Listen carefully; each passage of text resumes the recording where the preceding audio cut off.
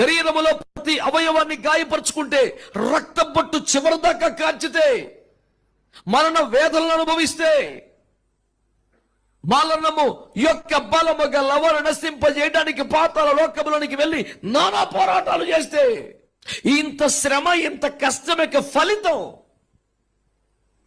సంఘం అనే దాన్ని ఆయన సంపాదించాడు. ఏం చేశాడు?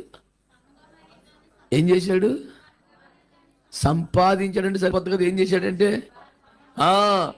చెప్పండి, ఏం చేశాడు? ఇప్పుడు ఆలకించండి. సంఘం ఏమిటమంట? యేసయ్య సంపాదన, యేసయ్య కష్టార్జితం. It was the hard earning of Jesus Christ. సంఘం అనేది ఆయాచితంగా ఏర్పడింది కాదు. సంఘం అంటే కొంతమంది ఆలోచనకి ఇలా కూడుకుంటే బాగుంటుందని అని ప్లాన్ వేసి పోగుబడిన జన కూటమి కాదు. అది యేసుక్రీస్తు ప్రభుల కష్టార్జితం. అందుకని సంఘం మీద ఎవరికి రైట్స్ లేవు, సంఘం మీద ఎవరికి కూడా హక్కులు లేవు, ఎవరికి ఓనర్షిప్ రాదు. ఎవడైనా సరే, ఈ భాష ఇంతే బైబిల్ ఇలాగే ఉంది, ఎవడైనా సరే దాసుడు, సేవకుడు, తోటమాలి, ఇంకెవరు పూట కొల్లవాడు, గృహ నిర్వాహకుడు, ఇంతే. ఎవడు సంఘానికి యజమాని లేడు. యజమాని ఎప్పటికీ యేసు ప్రభు. ఓనర్షిప్ ఎప్పుడు ఆయన పేరు మీద ఉంటుంది.